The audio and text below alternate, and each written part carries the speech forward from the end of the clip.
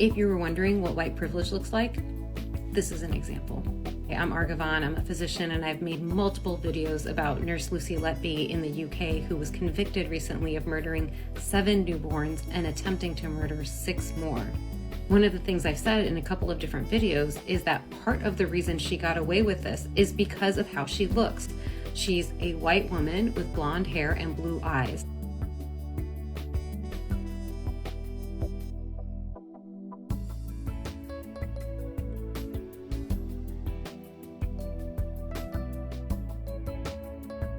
Despite multiple people raising concerns about this nurse, management stood by her time and again. Because why? Because she didn't look to them like someone who would be killing babies. And even the press have done the same thing, calling her an English rose and writing articles about how could someone who looks like her be murdering babies. They also chose to use photos of her from her childhood, which is when she, like most children, looked very innocent.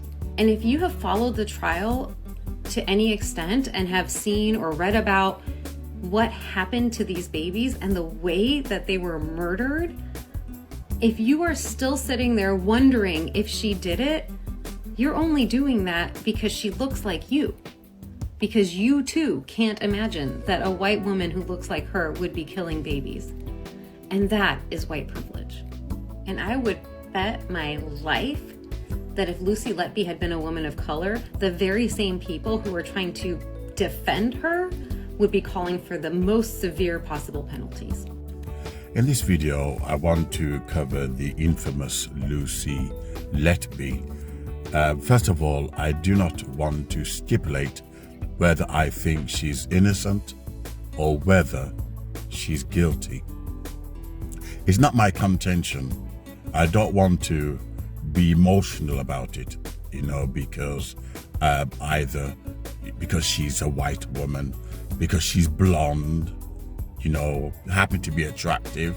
If it wasn't an overweight woman, an obese woman, whether it was a Muslim or a black woman, who knows?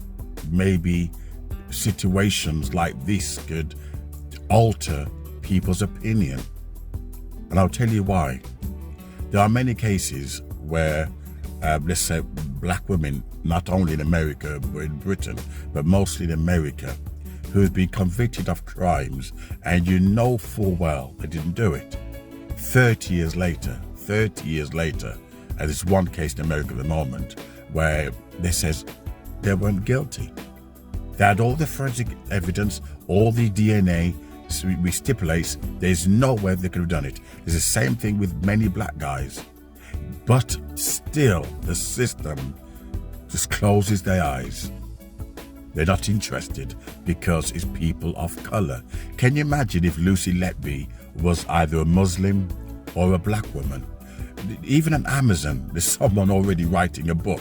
They're like Britain, I become like Hollywood. They can't wait to cash in, So what's happening is, and that is, there are people writing a book in defense of Lucy Letby.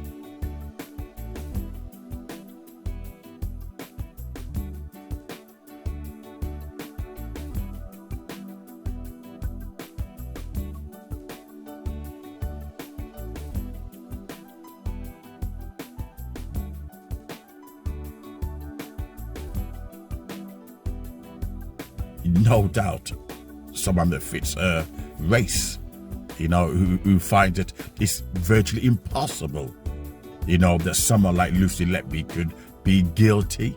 I'm not saying she is, but they find it impossible. So immediately we must jump and protect, our European sister. But the same passion is not shown when it comes to Muslim women or black women. If you can imagine, if that was a black woman, could you imagine? You would not have doctors, lawyers, even court appeals. The media would not be on your side. She would be faced with racial abuse, racial spewing. Go back on the boat. Go back where you come from. Regardless of whether the medical evidence pointed towards the black woman or Muslims, innocence. But what's interesting, sadly, There are many cases where you do have European women who do kill babies. But no one ever says that, oh, maybe she's guilty. We do have that kind of pattern.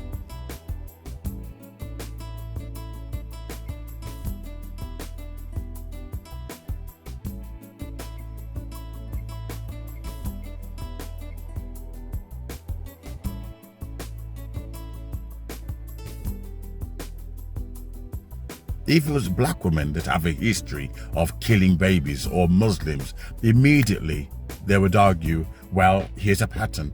Typical. What's this trending racial terms?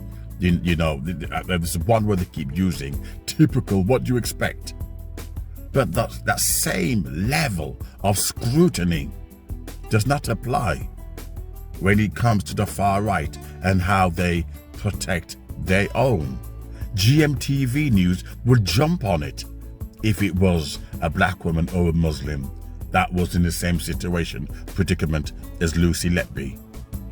They treat their women differently to the way they treat women of color.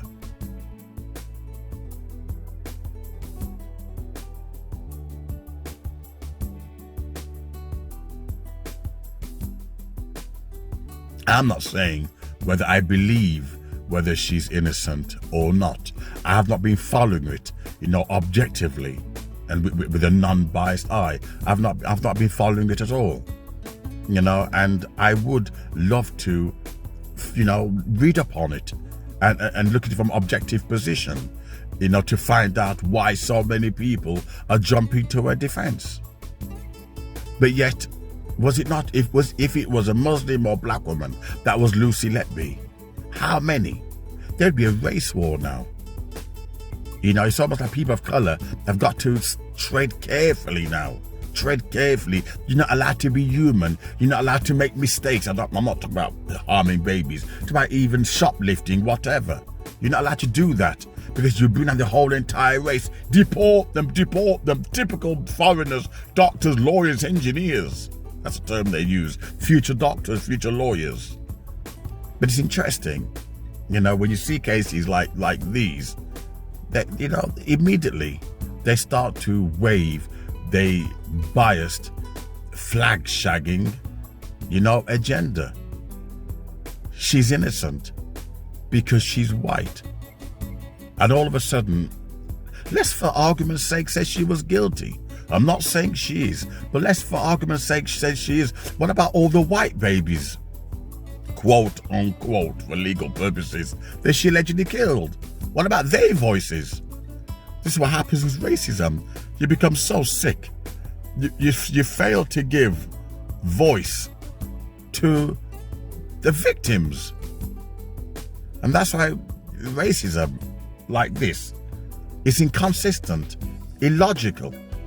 It has no proper foundation because you want to protect one, yet deny the voice of the other. If it was a Muslim or black woman that was in the same situation, they would not have the backing of the media. They would not have all the public saying, oh, even on Facebook, you got people now setting up false profiles, call themselves Lucy Letby. Is this what patriotism is? It's a disease. It's a sickness. It's illogical.